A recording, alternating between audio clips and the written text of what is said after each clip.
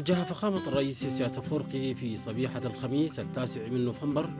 عند الساعة 9 صباحا إلى المملكة العربية السعودية في زيارة عمل استغرقت 6 أيام للمشاركة في القمة السعودية الأفريقية الأولى التي انعقدت في مدينة الرياض في وفد ضم وزير الشؤون الخارجية السيد عثمان صالح ومسؤول الشؤون الاقتصادية في الجبهة الشعبية للديمقراطية والعدالة السيد حقوس قبريوت ووزير التجارة والصناعة السيد نصر الدين محمد صالح والسفير عيسى أحمد عيسى. ولدى وصول فخامته إلى مطار الملك خالد الدولي في مدينة الرياض كان في استقباله والوفد المرافق له كبار المسؤولين السعوديين في مراسم استقبال رسمية.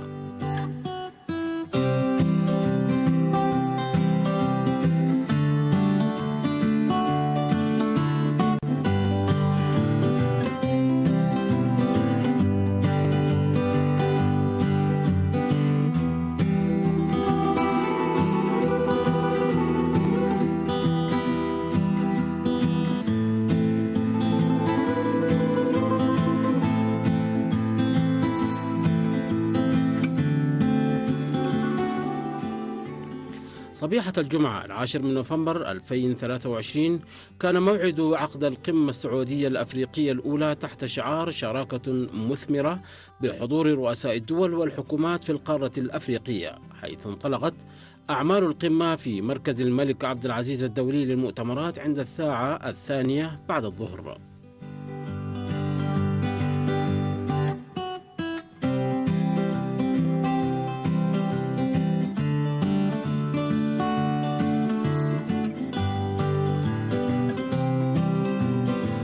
في افتتاح القمة أكد ولي العهد السعودي الأمير محمد بن سلمان في كلمته الافتتاحية بأن القمة تعكس العلاقات التاريخية التي تربط المملكة العربية السعودية مع القارة الأفريقية وتؤسس لتعاون استراتيجي بين الجانبين في مختلف المجالات السياسية والاقتصادية والاستثمارية والأمنية والثقافية، بما يعزز المصالح المشتركة ويحقق التنمية والاستقرار، مؤكدا بأن المملكة تأمل في آفاق أرحب للتعاون السعودي الأفريقي في شتى المجالات، معلنا بأن مركز الملك سلمان للتنمية قد خصص مبلغ 1 بليون دولار لتنفيذ برامج تنموية مختلفة في القارة الأفريقية خلال ال10 سنوات القادمة.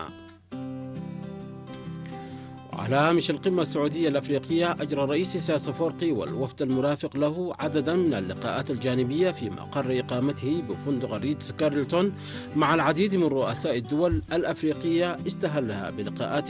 مع رؤساء دول غرب وشرق أفريقيا، حيث التقى يوم الجمعة وبعد انفضاض أعمال القمة برئيس وزراء جمهورية النيجر علي محمد الأمين زين ورئيس جمهورية الغابون بريس كولوتيري ووزير الخارجية والتعاون الدولي في جمهورية مالي عبد الله ديوب والمتحدث باسم المجلس الوطني الانتقالي في جمهورية بوركينا فاسو دكتور عثمان بوغوما ورئيس جمهورية بوروندي إيفاريست نداشيمي.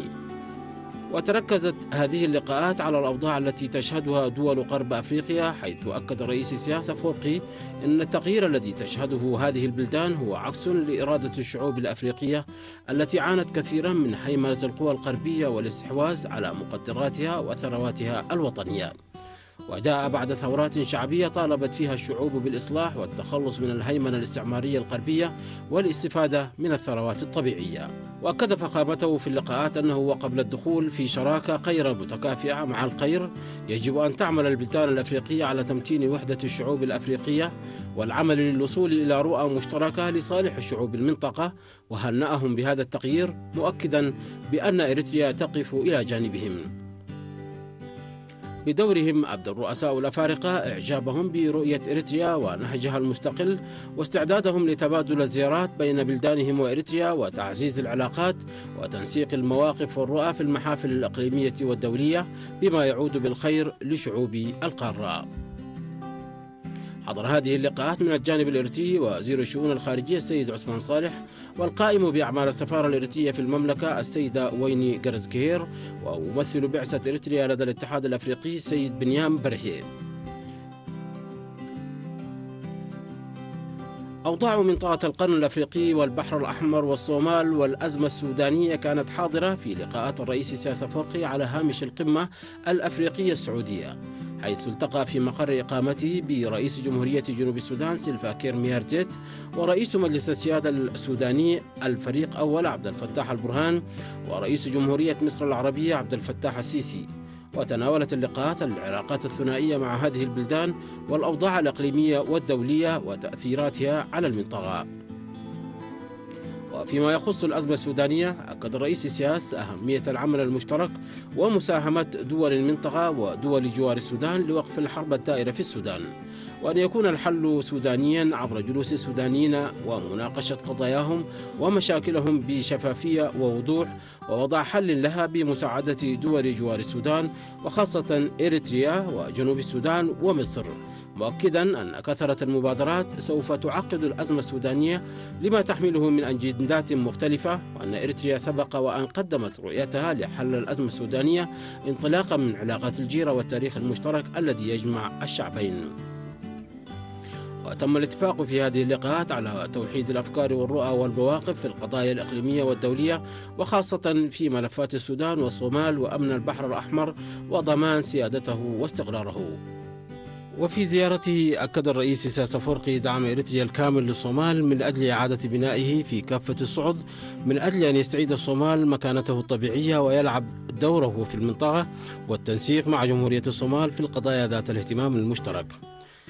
جاء ذلك لدى لقائه على هامش زيارته للمملكة العربية السعودية ومشاركته في القمة السعودية الأفريقية التي انعقدت في الرياض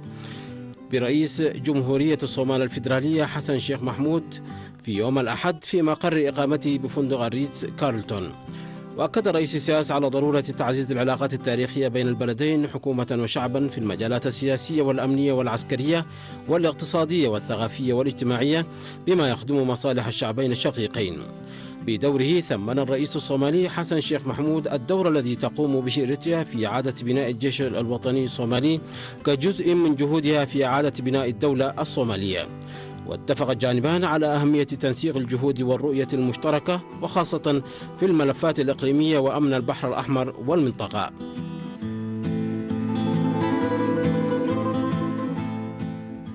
وفي يوم الأحد 12 من نوفمبر قام الرئيس إسياس أفورقي والوفد المرافق له بزيارة إلى مدينة الدرعية التاريخية في الرياض، وتجول في جميع أقسامها ومرافقها، وقدم له المسؤولون عنها شرحا توضيحيا تفصيليا حول تاريخها ودورها في تأسيس المملكة العربية الحديثة. وتمثل الدرعية التي تبعد 20 كيلومترا جنوب الرياض في هضبة نجد رمزا وطنيا تاريخيا للمملكة العربية السعودية، حيث كانت مقرا لحكم مؤسسي المملكة آل سعود وأول عاصمة للمملكة منذ العام 1744 وحتى عام 1824 ميلادية، ومنها استطاعوا توحيد المملكة تحت مظلة المملكة العربية السعودية الحديثة. وتقوم المملكة حاليا بجهود جبارة للحفاظ على الآثار التاريخية والإرث السعودي القديم، حيث تم تخصيصها كمنطقة سياحية أثرية بالمحافظة على مبانيها الأثرية القديمة. وأبدى الرئيس السياسي إعجابه بالخطط التي وضعتها المملكة للحفاظ على هذا المخزون التاريخي العتيق، وأثنى على جهود القائمين عليها.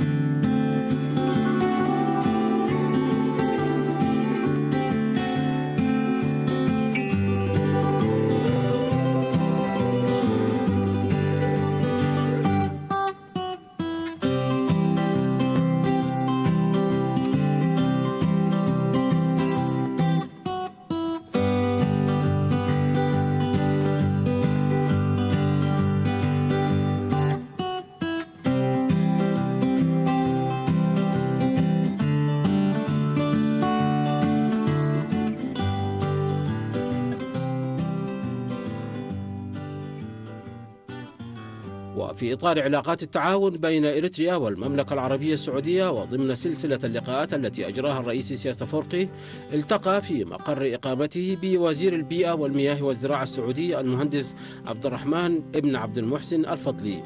وتباحث الجانبان حول سبل تعزيز علاقات الشراكة السعودية الإريترية في مجالات تشجيع الاستثمارات الزراعية وتطوير الثروة الحيوانية والصيد السمكي والبنية التحتية المطلوبة لنجاح هذه الاستراتيجية. وأكد رئيس السياد في اللقاء أهمية العلاقات الأفريقية السعودية وخاصة دول حوض النيل والقرن الأفريقي والبحر الأحمر وخليج عدن والخليج العربي، وأهمية الاستثمارات والشراكة التكاملية بين المملكة وإريتريا ودول المنطقة ووضع آليات واستراتيجيات لتنفيذ هذه البرامج. حضر اللقاء من الجانب الإريتري وزير الشؤون الخارجية السيد عثمان صالح، ومسؤول الشؤون الاقتصادية في الجبهة الشعبية للديمقراطية والعدالة السيد حقوس كبريوت، ووزير التجارة والصناعة السيد نصر الدين محمد صالح، والسفير عيسى أحمد عيسى، والقائم بأعمال السفارة الإريترية في المملكة السيدة ويني قرز قهير. ومن الجانب السعودي سفير المملكة في إريتريا صقر بن سليمان القرشي، ومسؤولي الإدارات في وزارة البيئة والمياه والزراعة السعودية.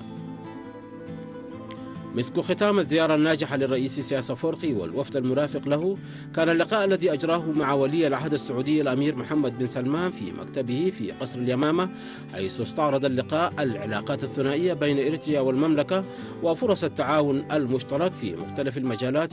وسبل الكفيلة في تطويرها وخاصة في الجوانب التنموية والتجارية. أكد الرئيس السياد في اللقاء أهمية الدور السعودي في بناء شراكة تكاملية مع دول المنطقة. حضر اللقاء من الجانب الإريتري وزير الشؤون الخارجية السيد عثمان صالح، ومسؤول الشؤون الاقتصادية في الجبهة الشعبية للديمقراطية والعدالة السيد حقوس كبريوت، ووزير التجارة والصناعة السيد نصر الدين محمد صالح، والقائم بأعمال السفارة الإريترية في المملكة السيدة ويني قرز قهير. ومن الجانب السعودي الأمير عبد العزيز بن سلمان بن عبد العزيز وزير الطاقة، والأمير تركي بن محمد بن فهد وزير الدولة وعضو مجلس الوزراء، والأمير عبد العزيز بن سعود بن نايف وزير الداخلية، والأمير عبد الله بن بندر بن عبد العزيز وزير الحرس الوطني، والأمير فيصل بن فرحان وزير الخارجية، والأمير خالد بن سلمان وزير الدفاع. هذا وقد قادر فخامة الرئيس سياس أفورقي والوفد المرافق له المملكة العربية السعودية صبيحة يوم الأربعاء 15 من نوفمبر بعد زيارة عمل ناجحة استغرقت 6 أيام، وودع في مطار الملك خالد الدولي في الرياض بمثل الحفاوة التي استقبل بها.